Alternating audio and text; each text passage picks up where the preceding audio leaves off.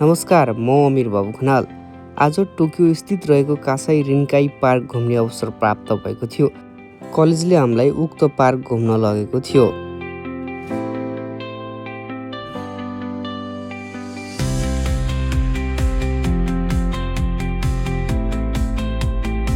उक्त पार्क घुम्दाखेरि मैले केही सुन्दर दृश्यहरू आफ्नो क्यामेरामा कैद गरेको थिएँ। उक्त दृश्यहरू तपाईहरूलाई सम्प्रेषण गर्न गइरहेको छु। यो पार्क जापानका ठुला पार्क मध्ये पर्ने एक पार्क हो। यस पार्कमा प्राय मानव निर्मित संरचनाहरू देखिन्छन्। जापान आफैमा मानव निर्मित संरचनाको धनी मुलुक मध्ये पर्दछ। यो दृश्य हामी उक्त पार्क प्रवेश गर्न लाग्दाको गेटको दृश्य हो। साथीहरू उत्साहित हुनुहुन्छ उक्त पार्क घुम्ने योजना बुन्दा। जापानको व्यस्त जिन्दगीसँग जुधिरहँदा बेला बेला यसरी घुम्न निस्कन पर्छ नै। यसले शरीरलाई थकान कम गराउँछ भने दिमागलाई केही नयाँ आयाम भर्न सहयोग पुर्याउँछ नै।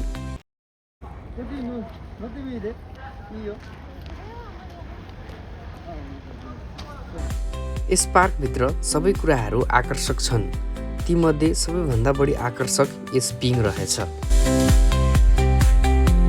यो पिङ हेर्दा नेपालतिर महोत्सवमा राखिने पिङ जस्तै देखिन्छ, तर यसको वास्तविकता भने त्यस्तो होइन रहेछ। नेपालतिरका यस्ता पिङ भने पिङ खेल्नका लागि प्रयोग गरिन्छ, तर यो पिङ भने टोकियो सहरको दृश्य हेर्नका लागि प्रयोग गरिँदो रहेछ।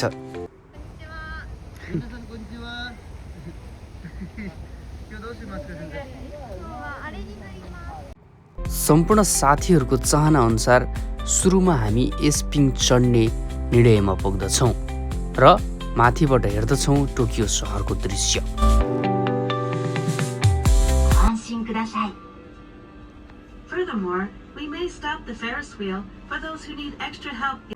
यो दृश्य हामी उक्त पिङ चढिसकेपछि केही स्थान माथि पुगेपछि लिएको दृश्य हो।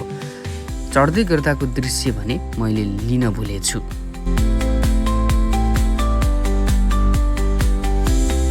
पिङले जति उचाइ लिँदै जान्छ त्यति नै टोकियोको सुन्दर दृश्यहरू देखिन थाल्दै जाँदो रहेछ। नाउ जस्तो हुन्छ नि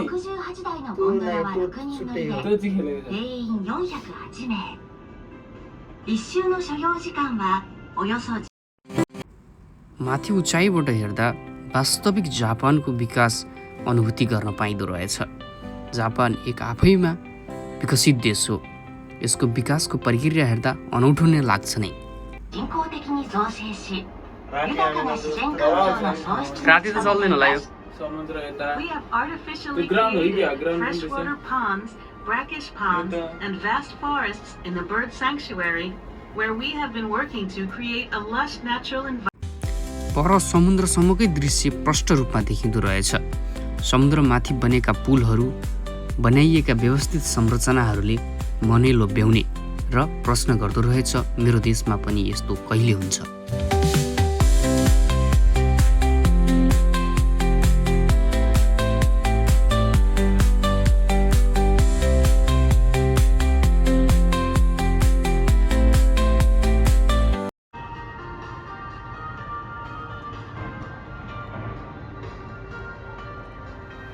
ठिक छ खिचेपछि सक्यो क्या खिचेपछि सकिसक्यो भरे हाल्दैन नि।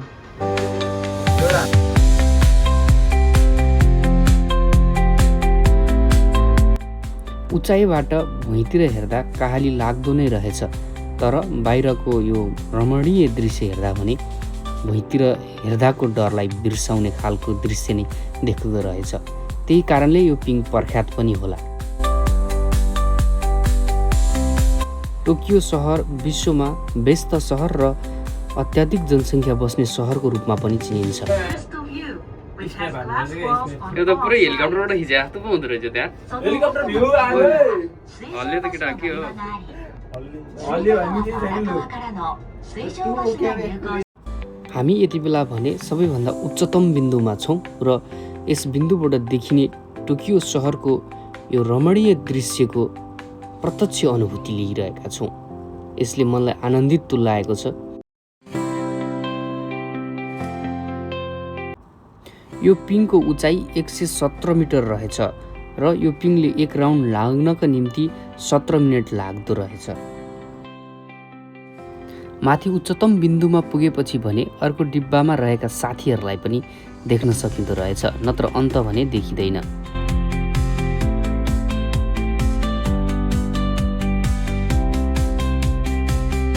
पार्कको मध्य भागमा बनाइएको यो पोखरी जसले पार्कलाई झन सुन्दरता थप्ने काम गरेको छ। माथिबाट हेर्दा त अत्याधिक रमाइलो नै देखिने।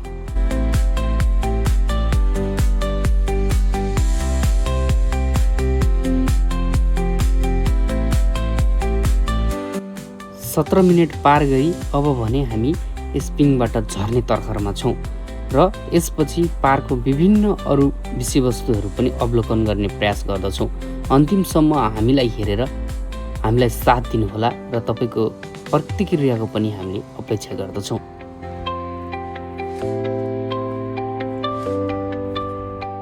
अघि माथिबाट देखिएको पोखरी हेर्न जाने प्रयास गर्दैछौँ। बाटो हेर्दा कतै म नेपालमै त छैन जस्तो अनुभूति गराउँदो रहेछ। नेपालतिरको जङ्गलको बाटो जस्तै यहाँ पनि रुखहरूको बिचमा रहेको यो बाटो अत्याधिक सुन्दर लाग्यो मलाई चाहिँ।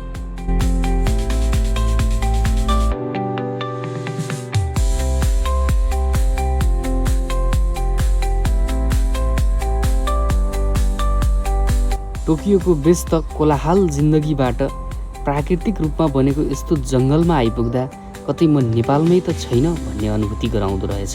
हेर्दा ठ्याक्कै नेपालको जङ्गल जस्तो देखिने यी ठाउँहरूले नेपालको नजिकको अनुभूति दिलाएको छ। यो पोखरी हेर्दा सानो छ तर अत्याधिक सुन्दर र व्यवस्थित लाग्यो मलाई चाहिँ।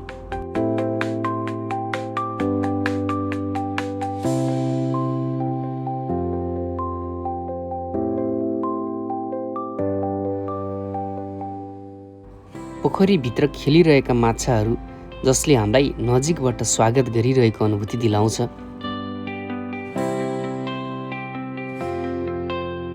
मान्छे जता गयो त्यतै पछ्याउने, हुन त नेपालमा पनि यस्ता प्रकारका माछाहरू पाइन्छन् नै।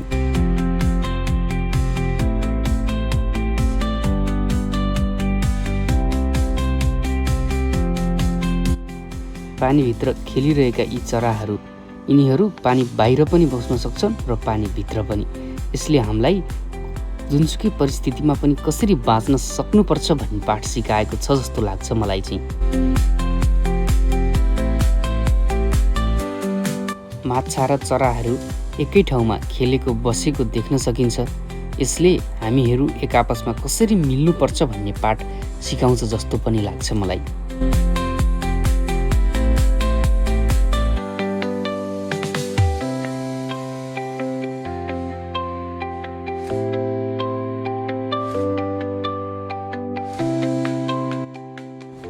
जापानमा यी यस्ता पार्कहरू धेरैवटा छन्, तर जापानको व्यस्त जिन्दगीसँग जुधिरहँदा यस्ता पार्कहरू घुम्न भने नभ्याइँदो रहेछ। मलाई लाग्छ सकेसम्म यस्ता पार्कहरू घुम्नु पर्छ नै।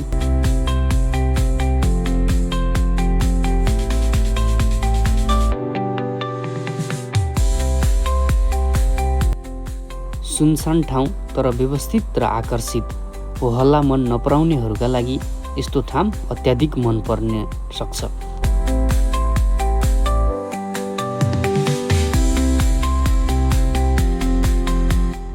अघि पिङबाट देखिएको समुद्र त्यस क्षेत्रतर्फ हामी अघि बढ्दैछौँ।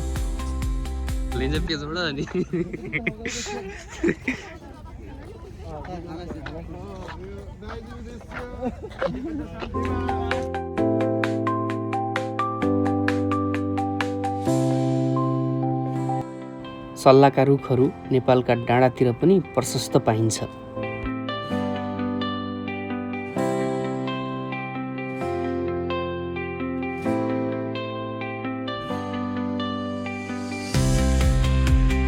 समुद्रको किनार जहाँ घुम्नका लागि बनाइएका व्यवस्थित संरचनाहरू, खुल्ला चौर जाडो महिनामा पारिलो घाम र समुद्रको दृश्यहरू मनै लोभ्याउने।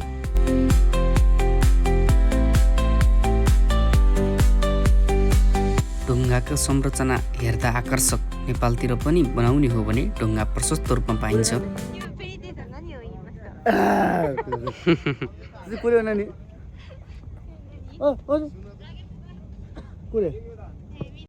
समुद्रको किनारमा उभिँदा रमाइलो र अनौठो अनुभूति हुने। सायद नेपालमा समुद्र नभएर नै होला।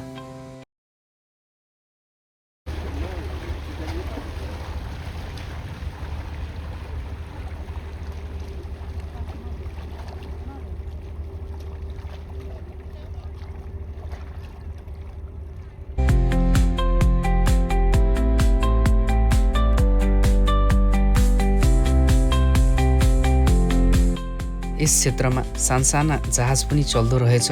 दृश्य अवलोकन गर्नका लागि या घुम्नको लागि यस जहाजको प्रयोग गरिएको होला। सामान ढुवानी या यात्रा गर्नको लागि भने पक्कै नहुनुपर्ने हो, किनकि यो सानो र यसको क्षेत्र पनि छोटो छ।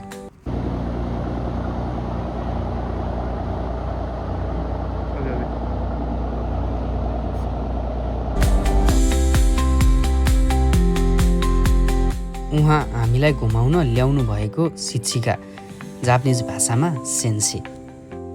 उहाँ निकै रमाइली, सहयोगी र राम्रो भावनाको हुनुहुन्छ, जापानिज भइकन पनि। सायद मैले उहाँ जस्तो जापानिज अरू देखेको छैन। जापानिजहरू प्राय यसरी सहयोग गर्दैनन्, तर उहाँको सहयोगको भने मुक्त कण्ठले तारिफ गर्नुपर्छ नि।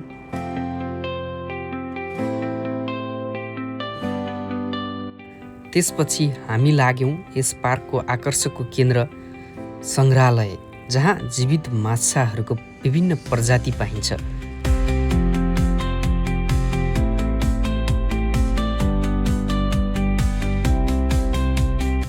साकुरा जापानको राष्ट्रिय फुल फुल्न लाग्दैछ। साकुरा फुल्दा जापान आकर्षक देखिन्छ। यो एउटा संरचना हेर्दा सानो डल्लो देखिन्छ, तर यहाँभित्र लुकेको छ एउटा ठुलो र विशाल समुद्र।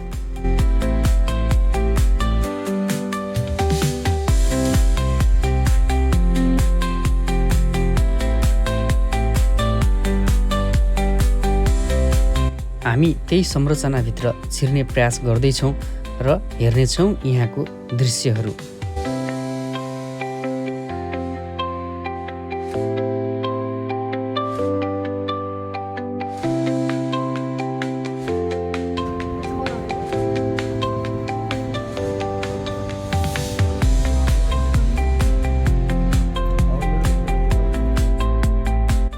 अनौठो समुद्र मुनि पनि यी आकर्षक तरिकाले बनाइएको सुन्दर दृश्यहरू।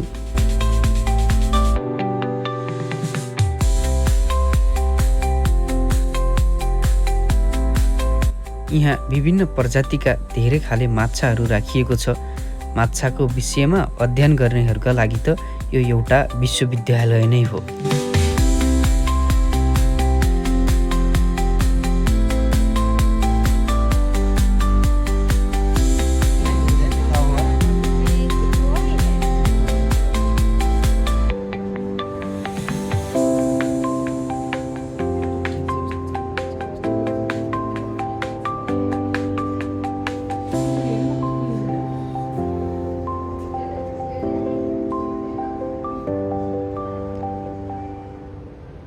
यिनीहरूले हल्लाउनै पर्ने रहेछ, बुझ्नु होला।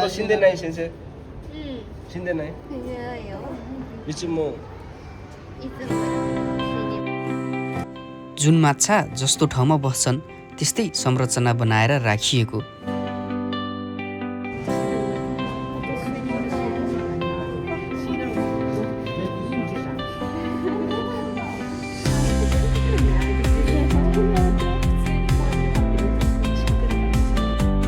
टोकियोमा हुनुभएकाहरू यदि यहाँ घुम्न आउन चाहनुहुन्छ भने कासाई रिन्काई पार्क स्टेसन जानुहोला। ल, आजलाई हाम्रो भिडियो यति नै। अर्को दिन अर्को ठाउँमा घुम्न जाँदा यसरी नै भिडियो ल्याउने प्रयास गर्दछु। त्यति बेलासम्मका लागि धैर्य रहनुहोला। नमस्कार, धन्यवाद।